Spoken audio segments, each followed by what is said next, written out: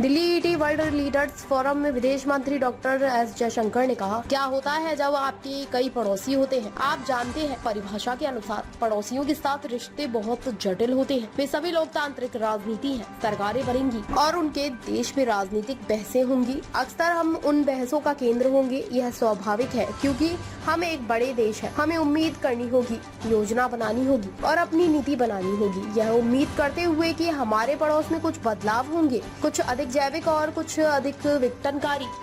What happens when you have multiple neighbors, and by definition, relationships with neighbors are very complicated.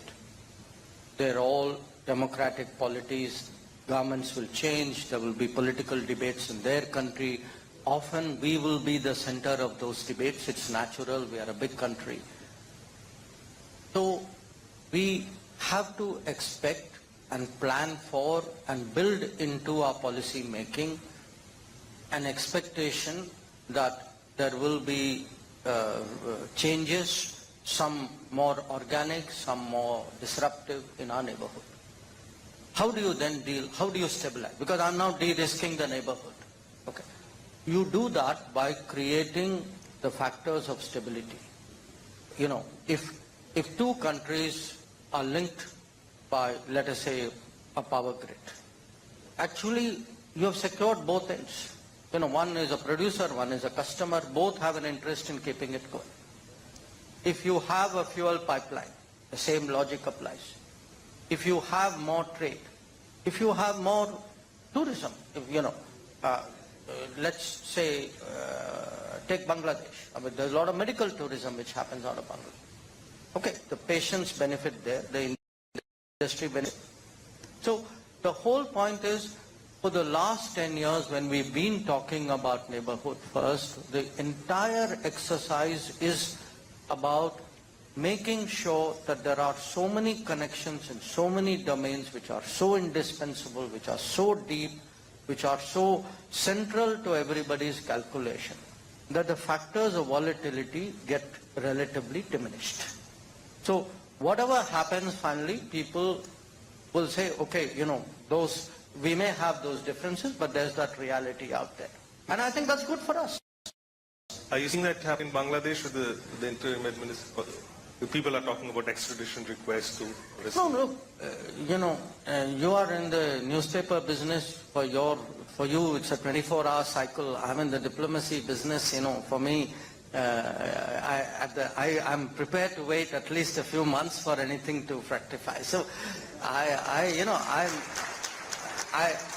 think I would not be in a hurry to call out situations. And look, I'm not saying that to be evasive or diplomatic. But I urge you to look, for example, at our relationship with Maldives last year.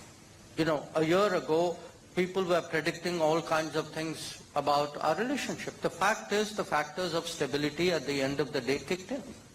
Look, let me tell you one thing. Our neighbors eventually do know when COVID happened, they got their vaccines because of us. When Ukraine conflict happened, many of them got their fertilizers and their food grains because of us. When, difficult situations happen, ask Sri Lanka.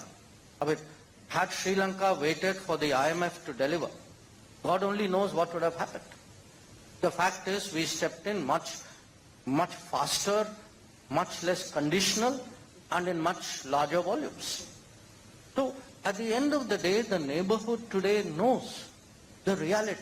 And I think it's important, look, if we invest in the neighborhood and the neighborhood invests in us, I guarantee you this would be a far more stable, predictable, resilient region. Because I expect this is going to be a very choppy decade.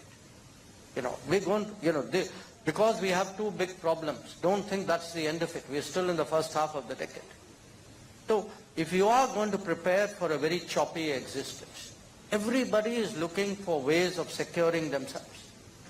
And these are ways of doing so. So I think they value it as well.